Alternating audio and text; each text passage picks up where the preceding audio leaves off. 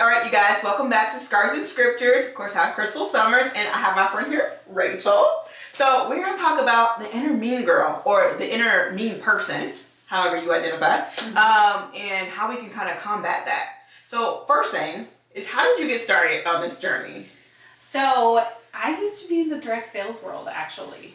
I used to sell makeup. So 2015 is when I first started selling makeup. And it was in that there was an upline. She was like talking about getting sales and like showing up and doing the daily things and yada, yada, yada. And she just casually mentioned her inner mean girl. I was like, what is this? What is this? So that kind of like started me on the inner mean girl idea, the like premise behind your inner critic, and this, because I watched the inner mean girl, or the Mean Girls movie. We all have. Regina George, she lives in all of us. So I had like that thought in my head. And then I started talking to a mentor years later, and we were talking about fear, and I was just like, I wish that I could just kill my fear. I wish that I could just get rid of it. Like, I don't want it to be there anymore. I'm so tired of being crippled by fear. And the wise woman that she was like, fear is an indicator. Fear tells you stuff. You can't get rid of your fear. Your fear is very much part of you. And if you were to get rid of your fear, you would be killing part of yourself. So add that onto the inner mean girl thought process. I was like, what if we started treating the inner mean girl like a part of us that was trying to tell us something? And that is how I started. I first started with the like self-love coach, and it just kind of morphed over the years into a women's empowerment coach, a life coach that can help you kind of get past those self-sabotage, the fear, all of the inner critic, all of those voices in your head that are telling you, you suck, you suck, you suck. Yeah. So yeah, that's actually how it started. And honestly, we all need that. Like, I don't care how good you look or, you know, how much you got it going on. Like, there's always this voice, or even society, and you read it, and then it starts to like be implanted in your brain of like, okay, maybe I'm not good enough. This is not going to work out. Yeah. And so this is going to be definitely healing for a lot of us. Yeah. I cannot tell you how many people are like, oh, I don't think I have an inner mean girl. And then we get to talking, and their self-talk is 100% indicative of an inner critic. And I'm like, my sweet child, that's an inner critic. You may not think inner mean girl, because not everybody has an inner mean girl. We have an inner critic, and that's just the voice in your head that's telling you, you can't do this. You aren't good enough. You aren't worthy. You're not pretty. You're not smart. They can do it better. You might as well just not even try. Like, that's the inner critic. No, definitely. And I love something that you said, that the inner mean girl is trying to tell you something. And I think a lot of times it's hard to recognize emotions. Yeah. And like that inner mean girl is trying to like dredge up, like, there's some emotion going on here. And something my therapist has been saying, and I've been working on, is like, there's these thoughts, but thoughts are secondary. Yes, they absolutely are. It's the emotion. What's the emotion behind this thought? Yes. And so now we have this thought, and these, what are the inner mean girls telling us, but what's the emotion behind that? What am I really trying to get at here? Yeah. And one of the reasons it's so hard to identify emotion is because we think.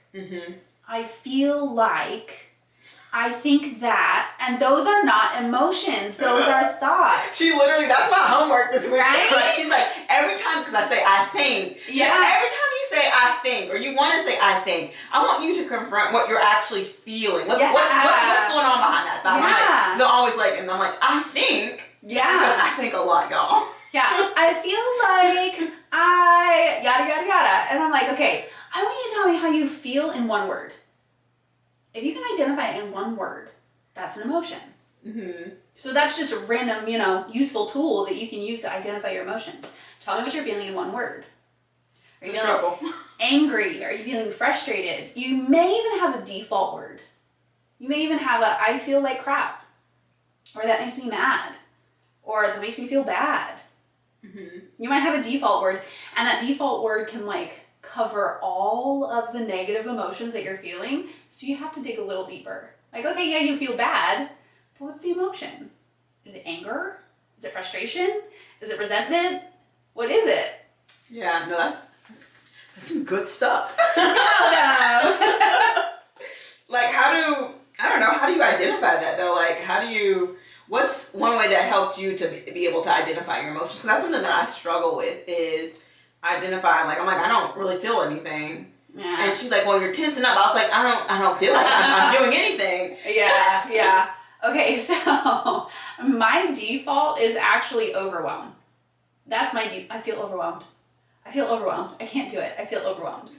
And when I dig in, when I'm like, hey, you may feel overwhelmed, but what do you feel overwhelmed about? So that's when the thinking starts happening. Okay, I feel overwhelmed. That is the emotion I'm feeling. My body and my brain are feeling like it's too much. What's feeling like too much? If you can answer that, then you can start figuring out, okay, maybe it's not overwhelm. A lot of the time my overwhelm is actually my sabotage. Mm-hmm. That's my avoidance tactic. My brain is like, no, this is too hard, this is too uncomfortable. And I can't do it. So I'm just gonna throw you into overwhelm, because if we're overwhelmed, we freeze. Mm-hmm. And so if I freeze, I'm safe. So a lot of the times if you're like, okay, what is really happening? Why am I feeling like this? No.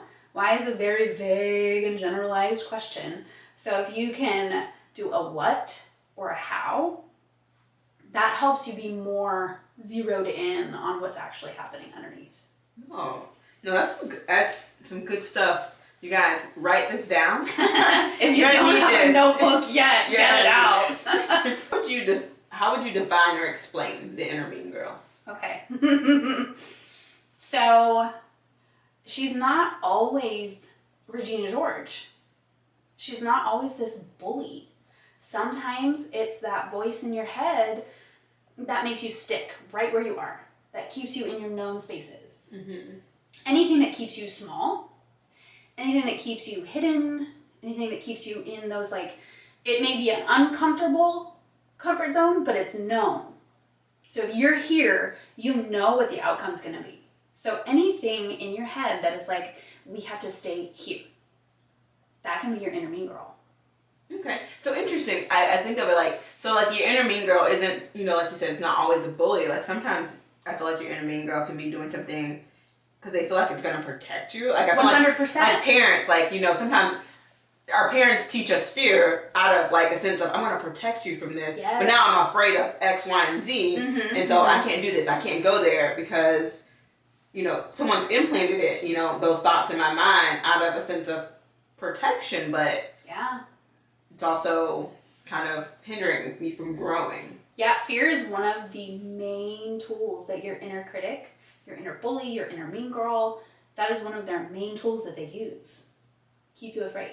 If you are afraid, you don't move or you run away. It's that fight or flight, Yes. And a lot of times flight, is the choice.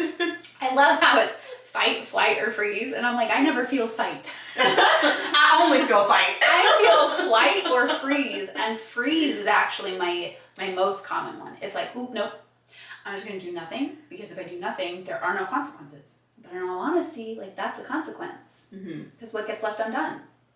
And then, because you didn't do anything, you have those voices in your head that are like, yeah, but you were lazy. Mm-hmm. You didn't do anything. You didn't show up. Here you are procrastinating again. That, see, this is who you are. This is the kind of person that you are. That's an inner mean girl. So, okay, like, mean girl, who's been victim to their inner mean girl? Like, can I put 2 hands up and my feet? Like, I think we've all fallen victim to that thought process. Yeah. If you think about it, like at school, when you have a literal physical bully, you can see them at the end of the hallway, and you're like, whoop, and you go a completely different direction to avoid them. So anything that makes you avoid something, anything that makes you avoid a person, an idea, a dream, that's your inner critic. Mm-hmm. I be avoiding people left and right when I'm in the grocery store. Don't see me! Oh my goodness. Why is it that you only meet people at the grocery store when you look homeless? And I'm like, go down this aisle real quick. Yes. Don't make eye contact. Don't meet me around the corner. So why does it seem like the inner mean girl shows up in times of like trauma or pain, and I feel like that's when it's like the loudest? I love that question so much. Oh, so much. Okay, so trauma, everybody has some form of trauma. Okay, maybe it's not this monumental, earth-shattering crisis kind of trauma, but we all have our traumas. We all have our baggage, right? And when that trauma or that baggage happens, well, our brain, its job is to keep us safe. There's a motivational brain triad. It's got 3 jobs. Keep us protected, like keep us away from anything uncomfortable, anything that's going to cause pain, move us towards something that's going to be good. So like that reward, that this is going to feel good for me, or preserve energy. So if you have trauma, your brain says, this right here must be avoided at all cost. Like, this was really bad. This was really uncomfortable. This hurt a lot. Mm-hmm. So everything we do from here on out is going to be to avoid anything like that ever happening again, but also to avoid that being triggered, because it's our brain's job to protect us. Unfortunately, our inner mean girl lives in that place. Okay. So she shows up when we are getting too big, when we are deciding that our trauma is not going to keep hold of us anymore, because she's afraid of all of that pain being unleashed. Because when you're little, if you have a trauma when you're little, you haven't really processed through it. If you're a teenager, you haven't really processed through it. Even if you're an adult, if you don't have the right tools, you haven't really processed through it. When we go to therapy, when we meet with life coaches, we work through that trauma, and then the inner mean girl is like, this is gonna kill us. We can't do this because we remember what it felt like. So we cannot let her do this. So our inner critic pairs up with that motivational brain triad, and they're like, okay, we're going to move away from the pain. So now we're going to bully her, because that's the most effective tool we have. I mean, that makes sense. Like, that tracks. Of trying to keep you from growth and growing. And honestly, I think that ties back to, right, the inner mean girl or the devil of, like, just trying to destroy your confidence and self-worth. Because if I can keep you small, then, you know, I can keep you mine. But when you start to grow and you start to flourish and kind of stand in who the Lord has created you to be, then you find this strength that inner mean girl, the devil, like, they don't want you to have that, because if you do that, then you break free. When you forget who you are, what you were created for, that's when your inner mean girl is the loudest. When you forget whose child you are, that is when your inner mean girl is loudest, because Satan uses her as a tool. He takes those thoughts, he takes those emotions, he takes that baggage, he takes all of that trauma and he twists it. We're here in mortality to learn, to grow, to blossom, to step into our divine heritage, right? Mm-hmm. And if he can keep us from doing that, he's won. So his tool is to keep us in the mindset of the inner mean girl. She's just mean, and she's going to be there forever, and she's going to be a jerk. And if we don't listen to her, it's going to hurt. It's going to be really uncomfortable. And our trauma, that's our identity. That's who we are. We were treated that way because we deserve it. Our baggage is what he uses and twists and keeps us from digging. If he can keep us from digging into the inner mean girl and what she's really trying. So what's some tools that have helped you to silence your inner mean girl or overcome her? Okay, so one of my favorite tools is says who. Says who? I like it. Says who. So, like, you're not good enough for that. Says who. Says who. And then you sit and you listen, because it stops the spiral dead in its tracks, because it's like a stutter. It's like, says who. And when you question it like that, like combative, it's like, whoa, your inner mean girl actually pauses for a minute, because now she has to earth or unearth all of the baggage and try to find somebody who actually said those things to you. 9 times out of 10, there isn't anybody. So when you say, says who? There isn't any fact. There isn't any evidence to back it up. So then they get real quiet. No, definitely. It's, again, those thoughts living in your brain. It's like, okay, whose voice am I hearing? Is this my voice? Is this, my mom's voice? Is this my ex-boyfriend's voice? Like, whose voice am I hearing right now? Yeah. Because, when you really think about it, like I said, it says who? These aren't thoughts that I hold about myself. So why am I thinking this? Mm-hmm. Why does it feel like, this is real when it's not? And then kind of assign those thoughts or those feelings to that person or throw them away completely, right? Yeah. Either, okay, those are their thoughts, has nothing to do with me, or like you said, no one's actually ever said that. Yeah. Well, let me get rid of that. Like, why? Yeah. Let me remove that out of my brain. And that says who question can actually bring you to figuring out where that insecurity came from. So for me, I always feel super insecure about how pale I am. Look at us, Ivory and Ebony and Ivory. Listen, so before I left the house to come here, my husband gave me a kiss and he smushed his nose into my cheek and I'm like, oh no, you have white on your nose now because I'm so pale and I'm so insecure about that. And it's silly because why should I feel insecure about that? Right. So the question, okay, you're too white. You're too white to wear that. Says who? Okay, well, pretty much 2 handfuls worth of people that I went to school with in elementary school and then maybe another 2 handfuls in high school. Okay. So a bunch of mean kids who were insecure themselves picked on something I couldn't actually physically change about myself.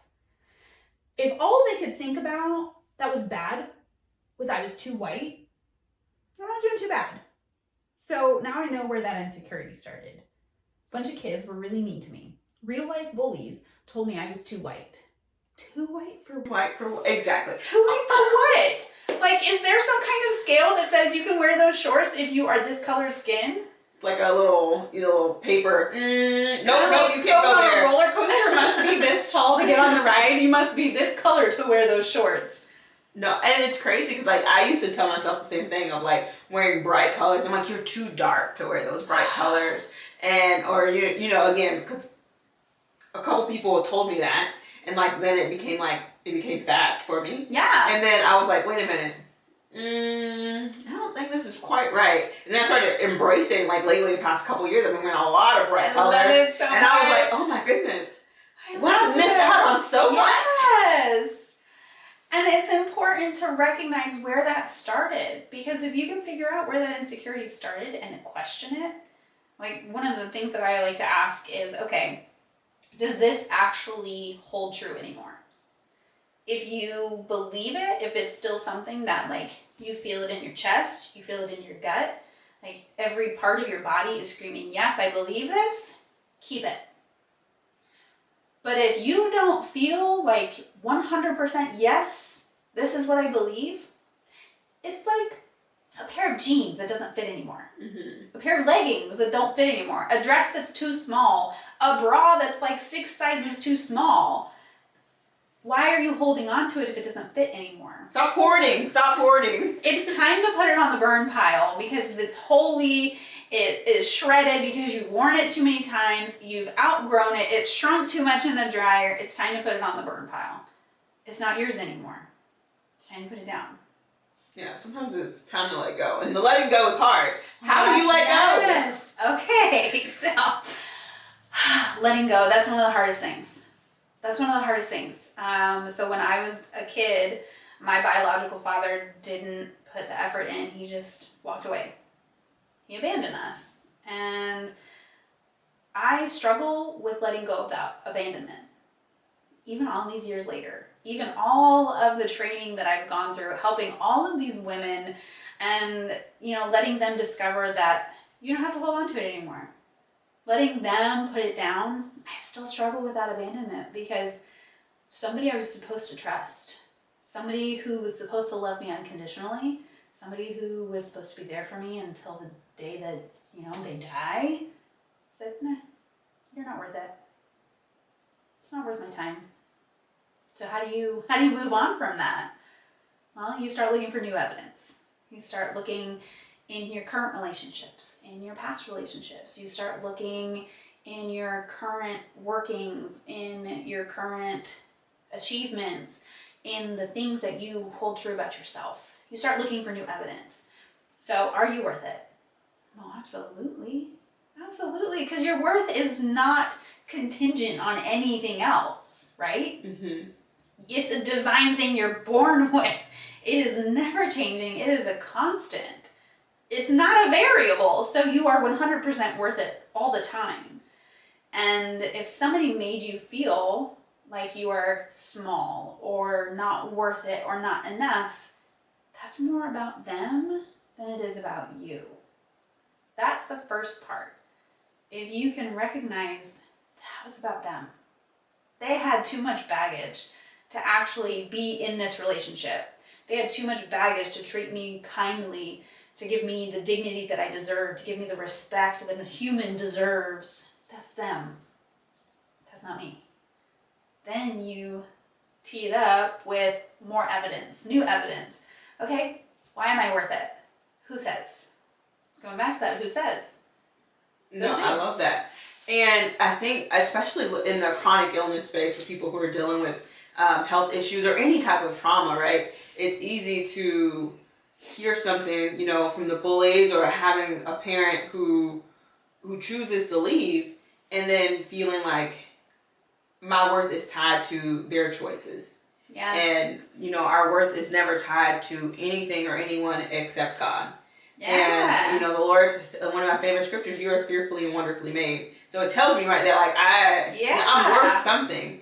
And, the scripture's like, I'm worth everything to God. Like, God, you worth a lot for him to send his only son. You can't measure your worth. It is literally an infinite thing. So if you can't even measure it, it's so great. Then there's no questioning it.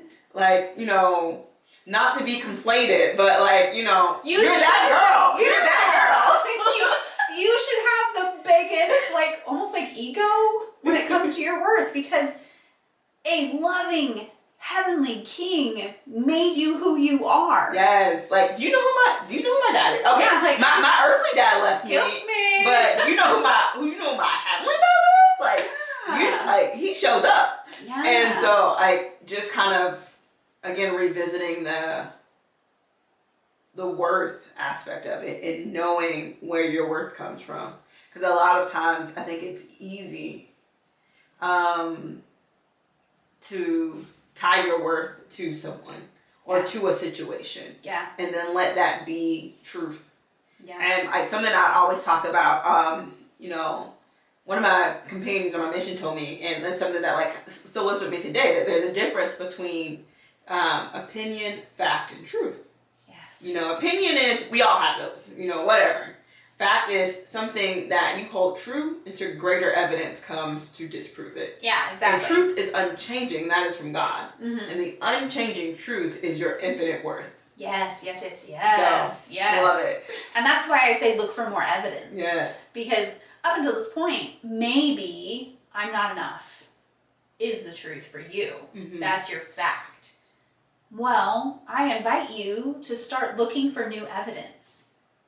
Pull out that scientific method, right?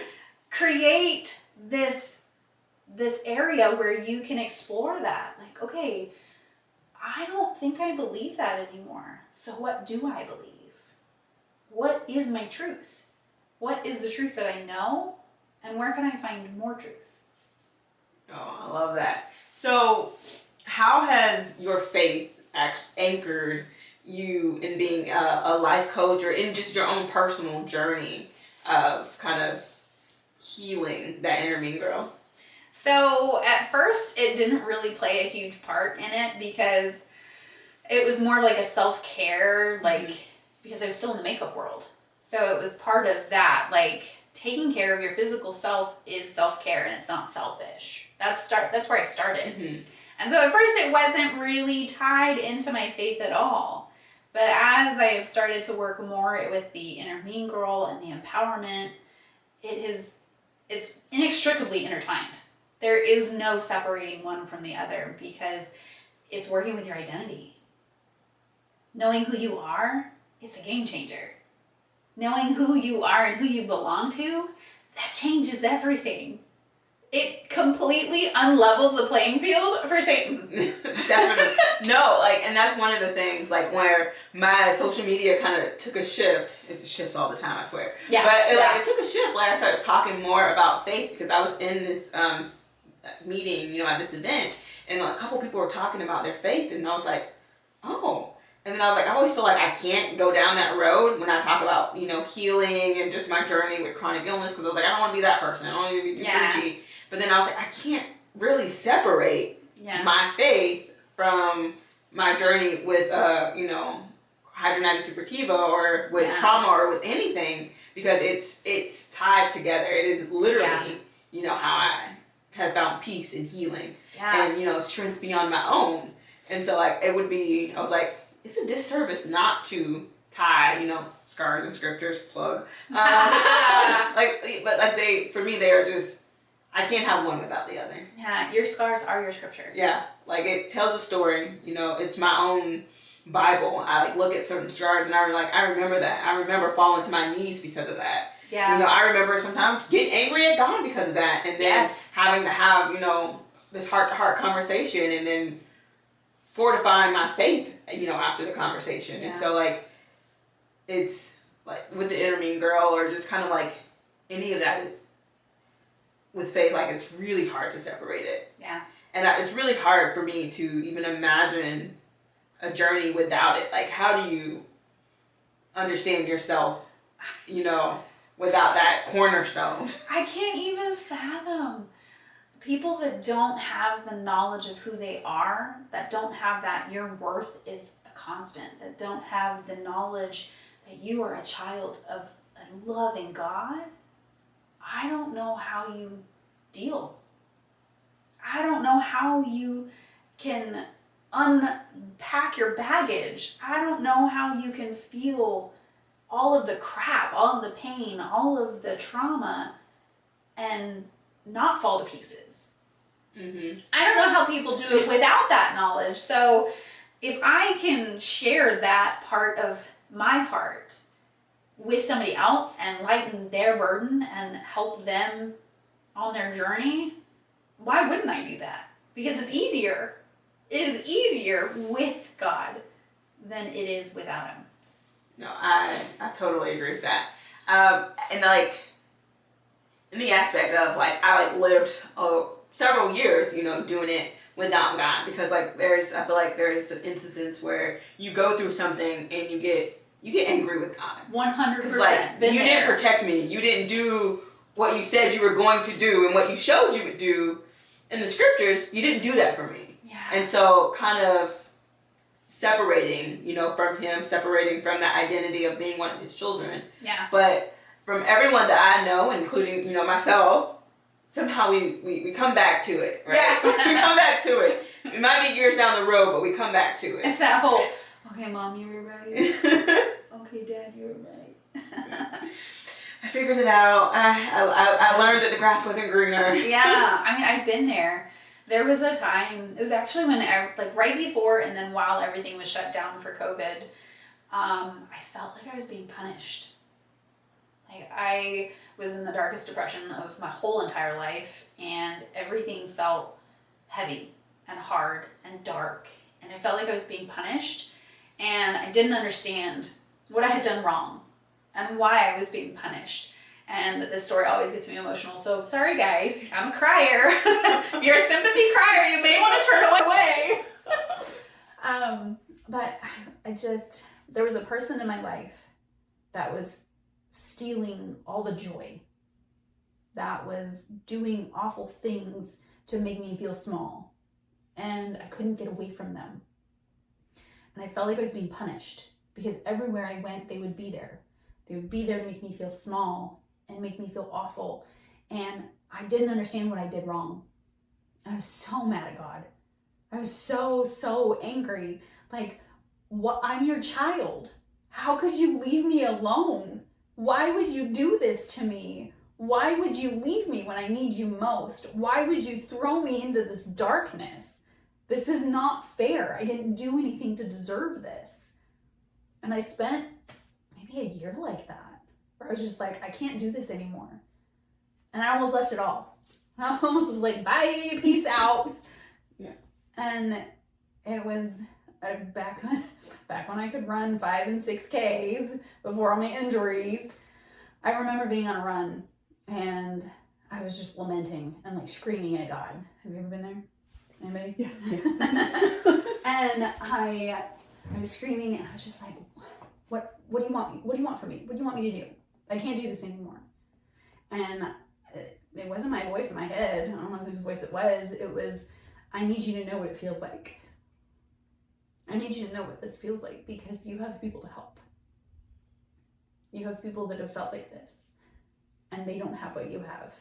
And I need you to teach them. I need you to show them. I need them to have you in their life because you have stuff that they don't.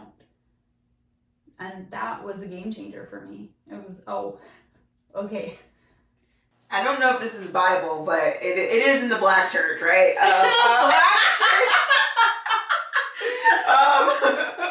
What the devil meant for bad, what he meant for evil, God will use for good. Mm-hmm. So it might be scripture. I don't have the reference, but I know the quote. Yeah. But like so much of that, like again, turning pain into purpose. Yeah. And honestly, I felt the same way of like if my journey can help anybody, would not have chosen it for myself. Amen. But I'd gladly go through it if it can help someone else who's on the other side come out and see the light. Yeah. And to know that God lives and that he loves us and that there is healing, going back to Sunday school lesson a couple weeks ago of there's healing, but then you can also be made whole. Mm-hmm. And that's something that I think we don't really think about too often of being made whole. Yeah. Everybody wants to be healed, but do you want to be whole? Yeah. And sometimes you have to go through the refiner's fire to get that wholeness, to get to a level where we can grow our compassion to meet others where they are. Yeah. And I honestly, I say, I don't know if I would be as compassionate if I had not have gone through some of the things I went through. Like, I was like, some of the comments I get, people are ludicrous, okay? They're so mean. Like, why? And I'm like, what I would not have been one of those people, but like, would I've been so compassionate and such a defender of people had I not went through what I went through? Yeah. And probably not, probably not. It's something that I had to go through so that I can understand how other people feel. Yeah. And I think of our Savior all the time with that, of like, he had to go through these things so he would know how we felt. Yeah. And sometimes I have to go through some things, whether it's with chronic illness or is it with, toxic family and just different things like that, so that I can be that example, I can be that person that can talk you through it. Because you can have someone who understands or, can like, in theory, like, oh yeah, I get what you're going through, but then it's something different when you're talking to someone who was in the hole. Yeah. Who was in the darkness. Yeah. And came out and have their testimony. Yeah. So I agree with that 100%. Like, our basic desire as a human is to be accepted. Fact. And if you struggle with any kind of chronic illness, you automatically feel like you're broken. Like you don't belong because you aren't whole. There's something wrong with you. Nobody understands your pain. Nobody understands what you're going through because chronic illness teaches that inner mean girl to really highlight that isolation. Like, you're alone in this. There's nobody in the world that makes you feel understood. So when you find those people, it's this whole new world and your brain is like, what do you mean I wasn't alone all this time? And you're like, these are my people. There's finally somebody who understands. When my son was born, We didn't know that he was going to have Down syndrome before he was born. And then all of a sudden, we're with this child who has now a completely different life plan than we ever thought about. And when we found the Down syndrome community and the people that would do like these walks and all of these fun things as groups, you would talk to these parents and they got it. They just understood. And you're like, finally. Something about being a community. Yes. Community is so important. They make you feel seen and heard. And that is one of the basic human desires, to have people you belong with. We are pack creatures. We have to have our people. And sometimes our family doesn't understand because they're not going through the same thing. So for you to have a community when you have a chronic illness, when you have some kind of mental... But what's something that you would tell someone who is trying to deal with their inner mean girl and they don't see a way out? If you don't see a way out, I've had a few people that come to me and I've worked with that are there. They're like, this is my life. There is no other way. I can't. It's too hard. Or nothing works. I've had clients like that. And you have, by the time you're 8, all of the beliefs about life, about the world are already there. By the time you're 8 years old. That's 8 years worth of drama, trauma, and baggage, right? Everything after that is concreting those beliefs into place. All right? So I'm almost 39. I'll be 39 in July. So 31 years of concreting those beliefs into place. Now, the way I was raised is completely different than the way I'm living now. Completely different, because my biological father was still in my life at that time. Well, my inner mean girl, she could still very well be telling me all of those things. I'm not enough. I'm not worth it. People don't stick around. People are gonna just say, yeah, you don't matter to me anymore. And I still, like I said, struggle with that. So if you're in this spot where you've had 31 years or more, or even less, I mean, it doesn't really matter, but you've had all of these years of your inner mean girl collecting all this data, you have to start small. Start small. Like, this is how I feel. Okay, this is how I want to feel. What's the path of least resistance to get me from here to here? Because our brain wants path of least resistance. And if you choose the path of least resistance, your inner mean girl isn't going to fight you because it's the path of least resistance. Oh no, she's going to tell us we have to work. You are going to have to work. But the thing is, it doesn't have to be this sledgehammer, bring it in the jackhammer, kind of rupturing the foundation of all of your belief systems. It can be simply, says who? It can be, what am I really feeling right now? Okay? If your inner mean girl is telling you, like, what's your most common thing that your inner mean girl tells you? Oh man, on the spot, let me think. On the spot. Most common thing, you're not good enough. That's pretty common. Yeah. That's the one that most women share. Says who? Yeah. Who says that to you? Who says that about you? Who tells you that? No one actually, I feel like it's like, I'm like, in my brain, I'm like, no one tells me that, out their mouth, because that's not right in polite society. But like, I feel like, people probably think I'm not enough, or they think I'm not doing good enough.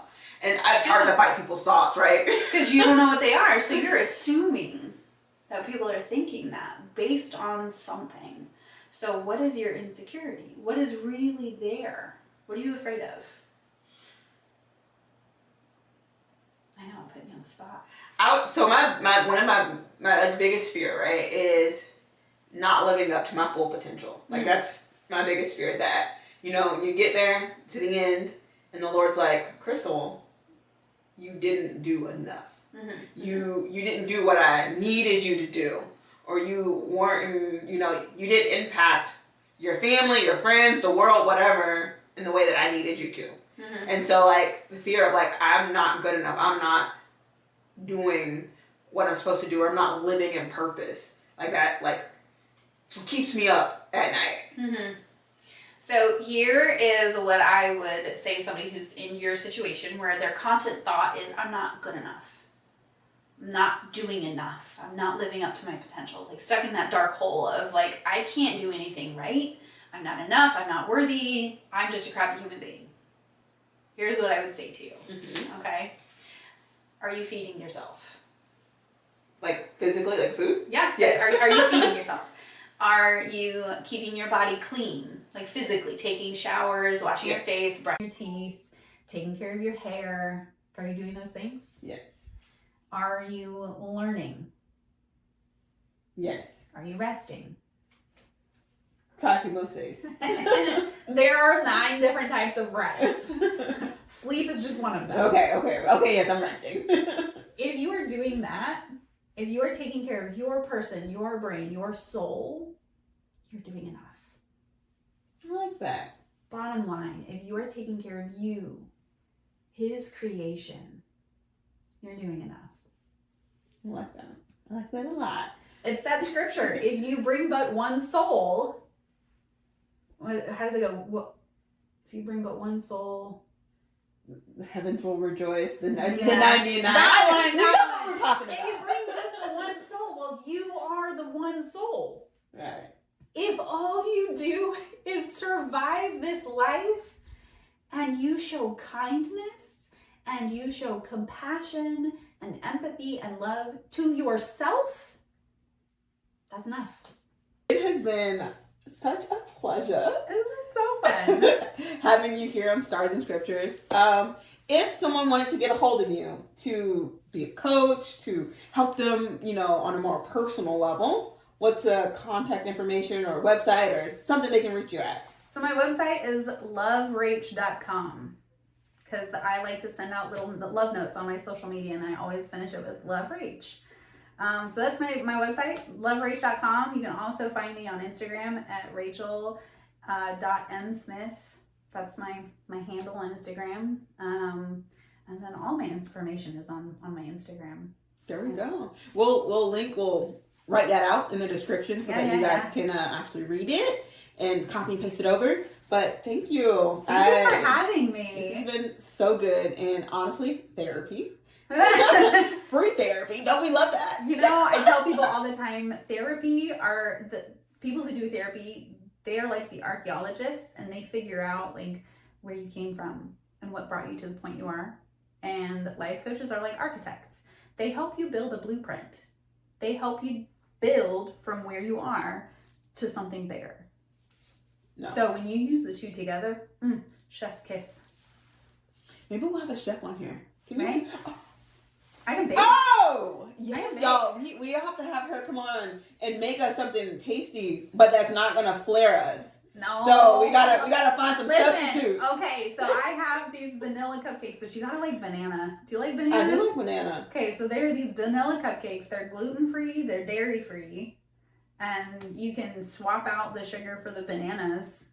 But yeah, and I have a whole like vegan cookbook that uses, non-dairy, non-meat stuff because they know that meat and dairy, they are huge inflammation issues. Yeah. Huge Dairy and I inflammation. fight all the time. I love it, but we are in a constant battle. It does not love me. It does not love me at all. I like eat it, and I'm like, maybe today will be different. Right? Maybe today I'm healed. Today I can eat it. It'll be fine. No. But yeah, I forgot. Yeah, she's a whole chef. She's a whole cook over here. Like, you need a cake? Reach out. I just made cupcakes last night and I filled them with homemade vanilla pudding and chocolate cream cheese frosting. They were tasty. They were tasty. Definitely not dairy and sugar free. So book an appointment. Get a cupcake. If you do your homework, get a cupcake. Right. I love it. All right. Bye, you guys. See you.